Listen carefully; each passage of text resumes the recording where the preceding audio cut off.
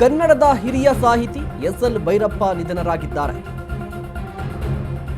ಅನಾರೋಗ್ಯದಿಂದ ಬಳಲುತ್ತಿದ್ದ ಎಸ್.ಎಲ್. ಭೈರಪ್ಪ ವಿಧಿವಶರಾಗಿದ್ದಾರೆ. ಬೆಂಗಳೂರಿನ ಖಾಸಗಿ ಆಸ್ಪತ್ರೆಯಲ್ಲಿ ಭೈರಪ್ಪ ಅವರಿಗೆ ಚಿಕಿತ್ಸೆಯನ್ನು ಕೊಡಿಸಲಾಗ್ತಾ ಇತ್ತು. ಬಟ್ ಇದೀಗ ಚಿಕಿತ್ಸೆ ಫಲಕಾರಿ ಆಗದೆ ಇಹಲೋಕವನ್ನ ತ್ಯಜಿಸಿದ್ದಾರೆ. ಬೆಂಗಳೂರಿನ ಖಾಸಗಿ ಆಸ್ಪತ್ರೆಯಲ್ಲಿ ಎಸ್.ಎಲ್. ಭೈರಪ್ಪ ನಿಧನರಾಗಿದ್ದಾರೆ. ಕನ್ನಡದ ಹಿರಿಯ ಸಾಹಿತಿ ಎಸ್.ಎಲ್. ಭೈರಪ್ಪ ವಿಧಿವಶರಾಗಿದ್ದಾರೆ. ಅನಾರೋಗ್ಯದಿಂದ ಬಳಲ್ತಾ ಇದ್ರು. ಅವರನ್ನು ಬೆಂಗಳೂರಿನ ಖಾಸಗಿ ಆಸ್ಪತ್ರೆಯಲ್ಲಿ ಅವರಿಗೆ ಚಿಕಿತ್ಸೆಯನ್ನು ಕೊಡಿಸಲಾಗ್ತಾ ಇತ್ತು. ಬಟ್ ಈಗ ಅವರು ವಿಧಿವಶರಾಗಿದ್ದಾರೆ ಅನ್ನುವ ಮಾಹಿತಿ ಲಭ್ಯವಾಗ್ತಾ ಇದೆ. ಕನ್ನಡ ಸಾಹಿತ್ಯ ಲೋಕದಲ್ಲಿ ಸಾಕಷ್ಟು ಸಾಧನೆಯನ್ನ ಮಾಡಿದಂತಹ ಕನ್ನಡದ ಹಿರಿಯ ಸಾಹಿತಿ ಎಸ್.ಎಲ್. ಭೈರಪ್ಪ ಇವತ್ತು ವಿಧಿವಶರಾಗಿದ್ದಾರೆ. ಸಾಕಷ್ಟು ದಿನಗಳಿಂದ ಅನಾರೋಗ್ಯದಿಂದ ಬಳಲ್ತಾ ಇದ್ರು. ಅವರನ್ನು ಬೆಂಗಳೂರಿನ ಆಸ್ಪತ್ರೆಯಲ್ಲಿ ಖಾಸಗಿ ಆಸ್ಪತ್ರೆಯಲ್ಲಿ ಅವರಿಗೆ ಚಿಕಿತ್ಸೆಯನ್ನು ಕೊಡಿಸಲಾಗ್ತಾ ಇತ್ತು. ಬಟ್ ಈಗ ನಿಧನರಾಗಿದ್ದಾರೆ. ಪರ್ವ, ಗೃಹಭಂಗ ಹೀಗೆ ಸಾಕಷ್ಟು ಪುಸ್ತಕಗಳನ್ನು ಬರೆದಿದ್ರು. 94ನೇ ವಯಸ್ಸಿನಲ್ಲಿ ಸಾಹಿತಿ ವಿಧಿವಶರಾಗಿದ್ದಾರೆ. ಯಾನ, ಆವರಣ ಹೀಗೆ ಸಾಕಷ್ಟು ಪುಸ್ತಕಗಳನ್ನು ಬರೆದಿದ್ದಂತಹ ಎಸ್.ಎಲ್. ಭೈರಪ್ಪ ವಿಧಿವಶರಾಗಿದ್ದಾರೆ. ಬದುಕಿನ ಯಾನವನ್ನು ಮುಗಿಸಿದ್ದಾರೆ ಹಿರಿಯ ಸಾಹಿತಿ ಎಸ್.ಎಲ್. ಭೈರಪ್ಪ.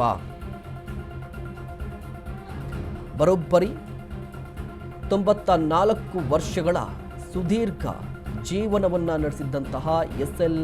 ಭೈರಪ್ಪ ಇವತ್ತು ತಮ್ಮ ಇಹಲೋಕದ ಪ್ರಯಾಣವನ್ನು ಮುಗಿಸಿದ್ದಾರೆ. ಕನ್ನಡದ ಹಿರಿಯ ಸಾಹಿತಿ ಎಸ್.ಎಲ್. ಭೈರಪ್ಪ ವಿಧಿವಶರಾಗಿದ್ದಾರೆ. ಸರಸ್ವತಿ ಸಮ್ಮಾನ್ ಪ್ರಶಸ್ತಿ ಪುರಸ್ಕೃತರು. ವಯೋಸಹಜ ಕಾಯಿಲೆಯಿಂದ ಬಳಲ್ತಾ ಇದ್ರು. ಕನ್ನಡ ಸಾಹಿತ್ಯ ಲೋಕದ ಮೇರು ಲೇಖಕ ಎಸ್.ಎಲ್. ಭೈರಪ್ಪ ಇನ್ನು ನೆನಪು ಮಾತ್ರ. ಅಪಾರ ಸಂಖ್ಯೆಯ ಓದುಗರನ್ನ ಹೊಂದಿದ್ದಂಥ ಭೈರಪ್ಪನವರು ಸರಸ್ವತಿ ಸಮ್ಮಾನ್ ಪ್ರಶಸ್ತಿಯನ್ನು ಕೂಡ ಪಡೆದಿದ್ರು. ಅನಾರೋಗ್ಯದಿಂದ ಬಳಲ್ತಾ ಇದ್ರು. ಚಿಕಿತ್ಸೆ ಮುಂದುವರಿತಾ ಇತ್ತು. ಬಟ್ ಇವತ್ತು ಮಧ್ಯಾಹ್ನದ ಹೊತ್ತಿಗೆ ಇಹಲೋಕವನ್ನು ತ್ಯಜಿಸಿದ್ದಾರೆ.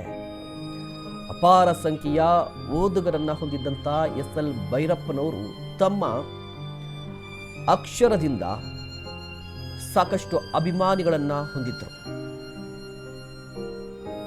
ಒಂದು ವಾರದಿಂದ ಅವರಿಗೆ ಜ್ವರ ಇತ್ತು. ಹೀಗಾಗಿ ಅವರನ್ನು ಖಾಸಗಿ ಆಸ್ಪತ್ರೆಗೆ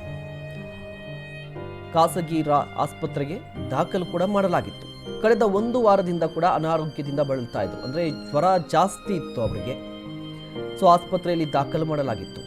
ಬಟ್ ಈಗ ಇಹಲೋಕವನ್ನು ತ್ಯಜಿಸಿದ್ದಾರೆ ಅಂತ ಗೊತ್ತಾಗ್ತಾ ಇದೆ. ಕನ್ನಡದ ಹಿರಿಯ ಸಾಹಿತಿ, ಸಾಹಿತ್ಯ ಲೋಕದ ಮೇರು ಲೇಖಕ, ಅನಾರೋಗ್ಯದಿಂದ ಬಳಲುತ್ತಿದ್ದಂತಹ ಎಸ್.ಎಲ್. ಭೈರಪ್ಪ ಈಗ ವಿಧಿವಶರಾಗಿದ್ದಾರೆ.